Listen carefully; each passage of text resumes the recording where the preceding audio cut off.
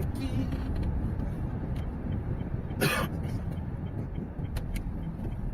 Se perder em São Caetano.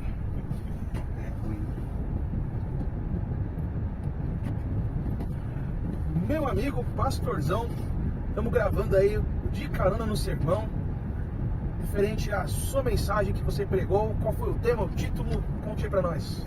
O Evangelho segundo Jesus. Eita, baseado lá no encontro de Jesus com a mulher samaritana, no Evangelho de João, capítulo 4. Muito bom.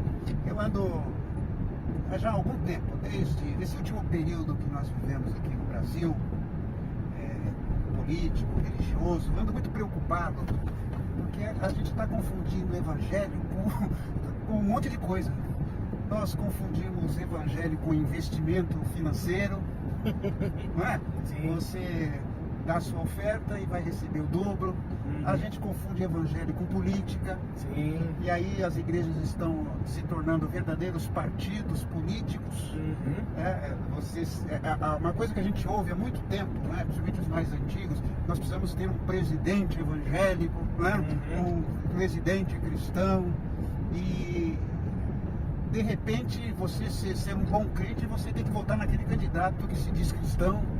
E aí as pessoas todas partem para disputas. Nessas últimas eleições para o Brasil, teve pessoa que saiu da igreja, foi convidada a se retirar da igreja porque votava nesse ou naquele candidato. Um absurdo, não é isso, né? As pessoas acham, por exemplo, que a gente vai melhorar o Brasil com leis proibindo isso, inclusive agora, essa questão do aborto. As pessoas acham que tem que obrigar todo mundo a fazer aquilo e vai melhorar o país. Se lei funcionasse, Jesus não precisaria ter vindo. Nós temos aí a lei no Antigo Testamento mais que suficiente.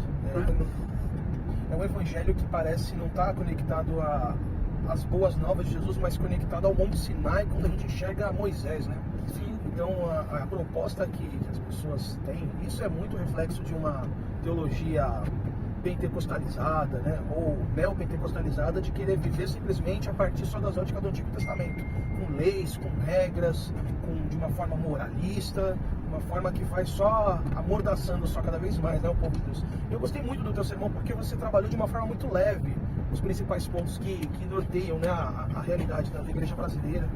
E conta mais, pastorzão, como é que você desenvolveu cada ponto? Esses dias, inclusive, eu estava passando em frente a uma igreja, uma dessas igrejas assim, genéricas, e tinha lá um símbolo de Israel, a bandeira de Israel. Eu falei, o que esse pessoal está entendendo? Nós não temos mais nada a ver com Israel, né? Israel não é nenhum povo mais escolhido. O povo escolhido é o povo de Jesus Cristo, aqueles que seguem a Jesus, que buscam a Jesus, que seguem os valores de Jesus. Eu usei o exemplo aqui da mulher samaritana porque eu falei, por exemplo, o Evangelho de Jesus vai onde a religião não vai. Perfeito. Né? A gente poderia ter ampliado isso. Onde a religião não vai hoje? A religião não vai hoje aquelas mulheres que foram estupradas ou que passaram por situações e abortaram. Aquelas pessoas que usam drogas. Sim. Aquelas pessoas que se dizem homossexuais. Enfim, há muito lugar que a religião não vai. Sim, é verdade. E Jesus foi uma mulher que, além de ser mulher, que era muito discriminada no seu tempo, era samaritana, um povo odiado pelos judeus. Um judeu jamais passaria pela Samaria, ele daria a volta para não chegar lá. E hoje o que a gente faz com essas pessoas? A gente faz o mesmo que os judeus fizeram, né? A gente critica, a gente afasta de nós. Nós somos odiados. E eu disse muito claro isso, porque eu percebo isso claramente. Hoje você ser evangélico é ser odiado. Você dizer que é crente, para muitas pessoas, isso é um horror. E aí eu fico pensando como é que a gente vai atrair essas pessoas. Jesus atraiu a mulher samaritana, né? Conversando com ela, dando atenção a ela, não a ofendendo, não a menosprezando. Isso é o que a igreja precisa entender. Eu fico impressionado como a gente não percebe essas coisas na prática de Jesus. A gente faz o contrário daquilo que Jesus Cristo faz. Sim. Não é verdade? Talvez seja por causa de uma leitura superficial das Escrituras, né?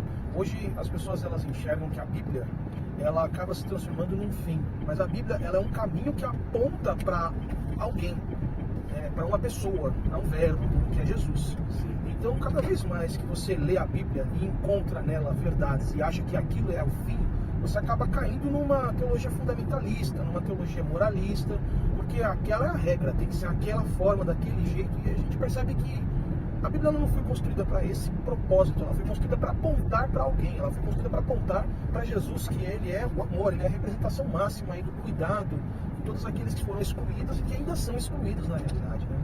Eu lembro do hino do cantor cristão, muito conhecido. Enquanto ao Salvador, teu livro eu ler, meus olhos vêm abrir, pois quero ver. Da mera letra além, eu busco a ti, Jesus. Se a Bíblia não nos leva a Jesus, alguma coisa está errada. Exato, Né? exato. Por isso eu fiz questão de enfatizar. Nós não seguimos o evangelho de Moisés. Sim, exato. Moisés está superado em muitas coisas. Sim, Ontem eu verdade. estava lendo que um estado dos Estados Unidos obrigou a colocar os 10 mandamentos em todas as escolas. É obrigado agora, com letras maiúsculas, né? Quer dizer, não estamos voltando para a lei. Não que o mandamento seja errado. Uhum. Agora, a gente acha que as pessoas vão se converter na letra, pelo argumento Na obrigação. da né? obrigação. Não é novo nascimento. Exato, é um engessamento, A né? gente engessa as pessoas, elas sabem o que pode e o que não pode, só que como é que vai o coração Pois dessas pessoas? Né? Então, o que eu pretendia dizer é isso, que nós estamos confundindo o evangelho com um monte de coisa e está bem longe de Jesus. A gente deveria aprender a ler a Bíblia sobre cada questão. O que você acha do aborto? O que Jesus diria? Se bem que hoje eu estava lendo, a Bíblia não menciona absolutamente nada sobre aborto.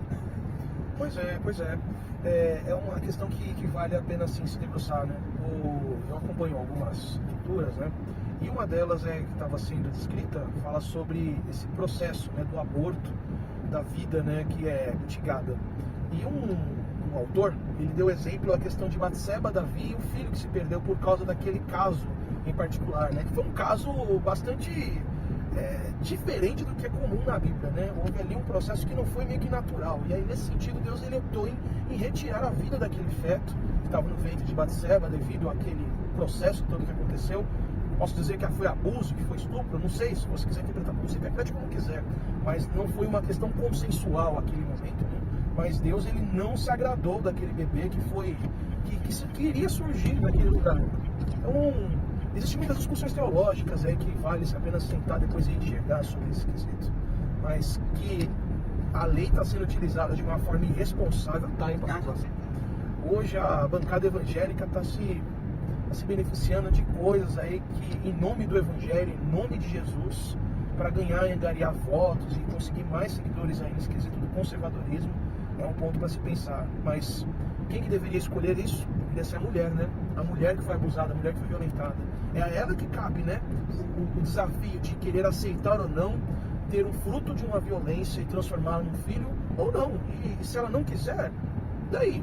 O ponto é ela, não é a gente que vai criar essa criança, vai ser ela que tem que definir isso. Mas... E aí eu achei também, só para concluir, que depois Jesus começa a discutir teologia com aquela mulher, né? E os rabinos diziam que quem ensina a lei para uma mulher está ensinando a devassidão. Olha, E eu sei que na primavera até mulher dá aula, né? mulher da hora. Não sei o que a gente pode fazer em torno disso. Mas Jesus discutiu sobre onde está Deus, os verdadeiros adoradores. Veja que coisa interessante, como Jesus trata as coisas, como não dava bola para os costumes e as crenças do seu tempo. É verdade. Pastor Dom, muito obrigado aí pela conversa. Passando por uma rua de paralelepípedo aí, a gente está tremendo um pouquinho. Estou até meio perdido aqui, não sei. Não. Mas a gente vai estar encerrando aqui a nossa live. Agradeço aí a sua presença. Agradeço aí por estar aqui nos acompanhando nessa aí. Nos encontramos na próxima. Que Deus te abençoe ricamente. Tchau, tchau. Tchau, tchau.